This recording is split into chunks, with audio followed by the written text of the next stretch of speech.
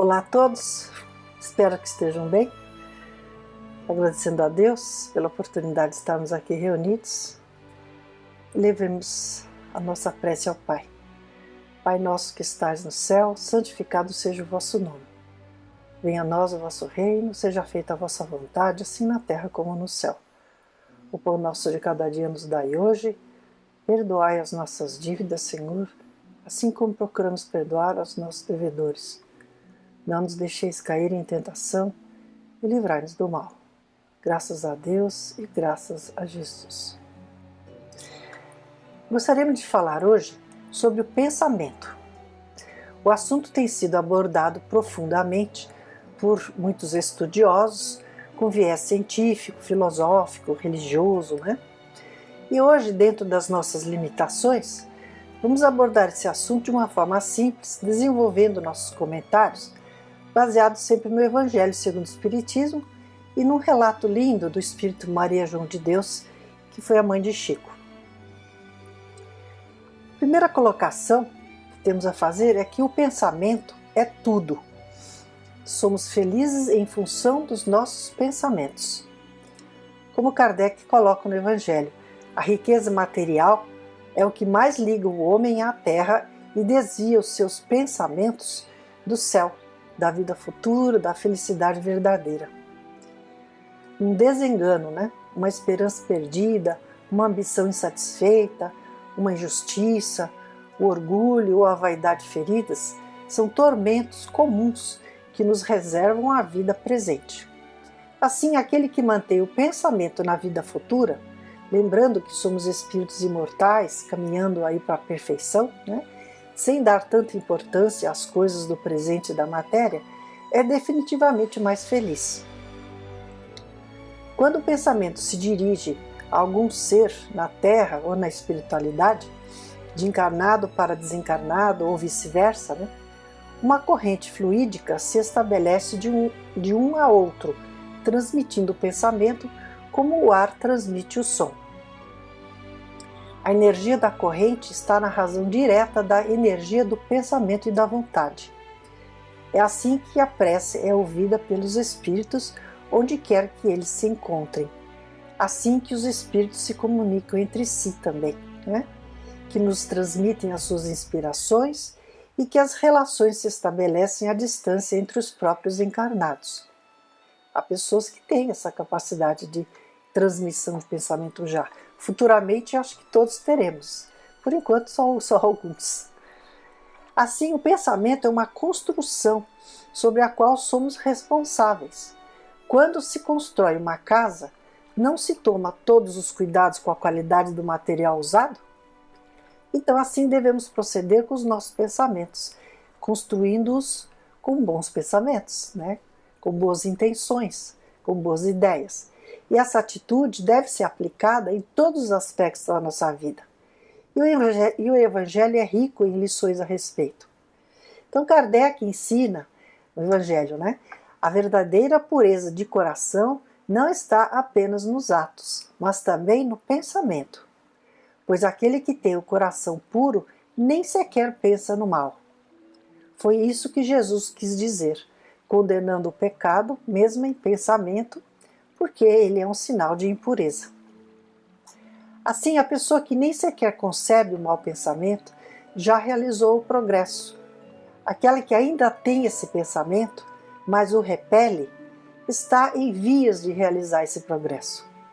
E por fim, aquele que tem esse pensamento e nele se compraz, ainda está sob a força do mal. Numa, o trabalho está feito.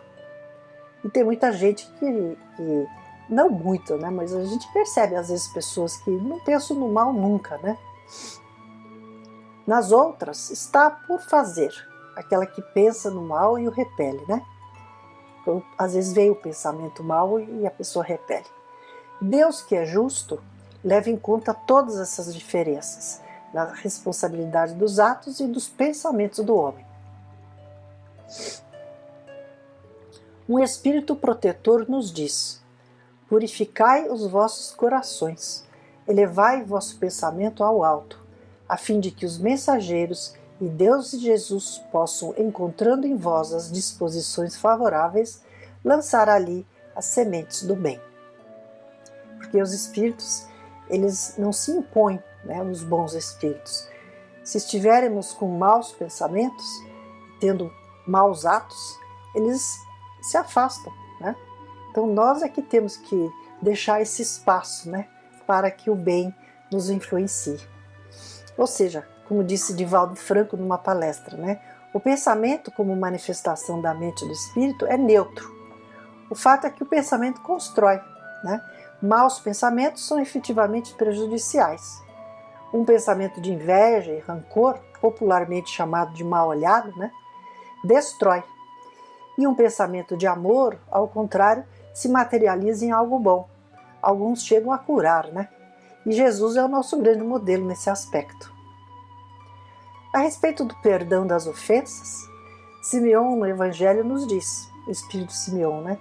Esquecei o mal que vos tenho feito e pensai apenas no bem que possais fazer. Aquele que entrou nesse caminho não deve afastar-se dele, nem mesmo em pensamento, pois sois responsáveis pelos vossos pensamentos. Fazei, pois, que eles sejam desprovidos de qualquer sentimento de rancor. E Deus sabe o que existe no fundo do coração de cada um. Os verdadeiros laços que nos unem socialmente, com a família, amigos e outras pessoas de convívio, são os laços de comunhão de pensamentos, que unem os espíritos antes, durante e após a encarnação. Então estamos sempre junto com aqueles que pensam de forma parecida, né? Há aquelas diferenças, né? Mas os agrupamentos se destacam pelos pensamentos em comunhão, né? E Jesus nos disse, para o bem e para o mal, né? E Jesus nos disse, porque onde se acham... Desculpe, não é uma pergunta. E Jesus nos disse, porque onde se acham 2 ou 3 congregados em meu nome, aí estou eu no meio deles. Assim, por os homens estarem reunidos em nome de Jesus, é necessário que estejam espiritualmente pela comunhão de intenções, de pensamentos, voltados para o bem. E é então que Jesus se encontra no meio da reunião, ele ou os espíritos que o representam, né? Assim é interessante apontar que quanto mais elevados os espíritos, maior é o seu poder de irradiação. Eles podem estar em muitos lugares ao mesmo tempo, bastando a emissão de um raio de seu pensamento. Isso é maravilhoso, né? Eles têm essa capacidade, né? Os espíritos superiores, de estar em vários lugares, né? E nós os atraímos com o nosso pensamento. E quanto à nossa partida dessa vida, os pensamentos têm um papel essencial. A elevação do pensamento durante a vida, com fé em Deus e nos destinos superiores do homem, ajuda a libertação do espírito, enfraquecendo os laços que o prendem ao corpo. Ao contrário, esses laços materiais são mais fortes, né, no homem que concentra todos os seus pensamentos nos problemas materiais imediatos. E aí a separação entre o corpo e o espírito se torna penosa e dolorosa, seguida de um despertar na espiritualidade cheio de perturbação e ansiedade no além-túmulo, né? E no texto O Pensamento é Tudo, o Espírito Maria João de Deus nos diz: um espírito pode beneficiar-se com o que lhe provém do exterior, mas o seu verdadeiro mundo é aquele criado por seus pensamentos, atos e aspirações. O pensamento é tudo. Cada um vê o mundo e as coisas que o rodeiam de forma individual, conforme sua condição mental. Então, nós que construímos mentalmente o nosso céu ou o nosso inferno, né? Aqui na Terra ou na espiritualidade. Isso leva a concluir, como foi dito no estudo aí na casa, né? Na casa de Fabiana, o universo é uma construção mental de Deus. Deus pensou e o universo foi criado, né? Então, naquele texto que eu comentei de Maria João de Deus, aquele relato, né? A mãe de Chico, né? Chama-se, o título é Observações de uma Alma, né? Está no livro Cartas de uma Morta, que foi psicografado pelo próprio Chico. Então ela nos diz, né? Na verdade, eu começo falando, logo que ela se habituou à nova vida na espiritualidade, a mãe de Chico manifestou o desejo de vir contemplar a Terra. Dotada de relativo desenvolvimento espiritual, através da volitação e do pensamento, acompanhada de um mentor, né, venceu distâncias com rapidez inimaginável. E aproximando-se da Terra, ela viu a grande massa líquida dos mares e oceanos que envolve o planeta. Ficou receosa, né, de cair na água, mas o mentor lhe disse: não suponhas que vais mergulhar nos oceanos terrestres. O receio é injustificável, porque a lei da gravitação agora está subordinada a teu íntimo querer, ou seja, aos seus pensamentos, né? Já não está sobre as leis físico-químicas da Terra, cujas medidas e pesos nada mais significam para nós. Pensa no local onde mais desejarias retornar.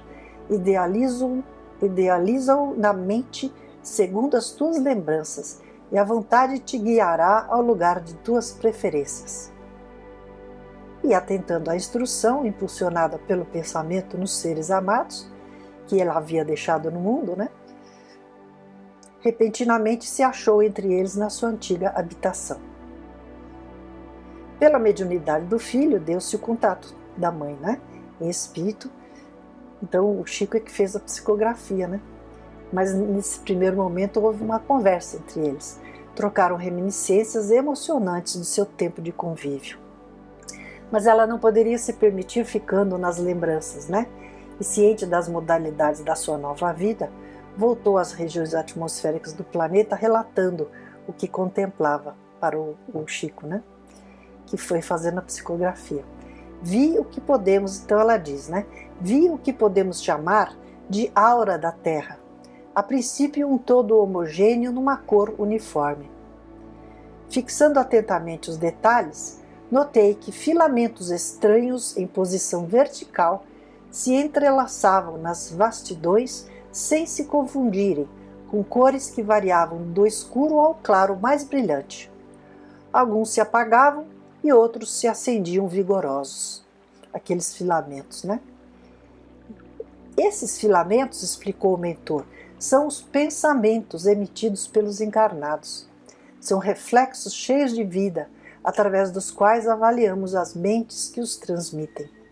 Aos poucos, conhecerás quais são os pensamentos da sensualidade, da maldade, da pureza e os do amor ao próximo. Ela estava aprendendo, né? Esses raros que aí vês, continuou o mentor, e que se caracterizam pela sua alvura fulgurante, são os pensamentos emitidos pela virtude. E quando nos ligamos a uma dessas manifestações que nos chegam dos espíritos da Terra, o contato direto se verifica entre nós e a pessoa que emite o pensamento. Curiosa, então, né, ela diz, liguei-me a um pensamento luminoso que me seduzia, fixando a atenção sobre ele. Notei que os demais desapareciam, enquanto me envolvia nas irradiações simpáticas daquele traço de luz claro e brilhante. Ouvi então longínqua voz a exclamar: meu Deus, atende ao meu coração de mãe desamparada. Se falta a mim e aos meus filhos a proteção do mundo, não nos falte a tua providência misericordiosa. Vale-me nesse vale de lágrimas a tua bondade infinita. Ó Pai nosso que estás no céu. E ela continua a prece, né? E a mãe do Chico então fala, ouvindo essa prece comovedora, vi igualmente uma figura de mulher ajoelhada em pranto. Num átomo de tempo, por intermédio de extraordinária transmissão de pensamentos, né? Lembrando que o pensamento caminha mais rápido que a luz, né? Pude saber qual a razão das suas lágrimas e como eram amargos os seus sofrimentos. Sensibilizada com as manifestações daquela alma solitária, instintivamente enviei-lhe pensamentos consoladores, pronunciando palavras de fé e de esperança.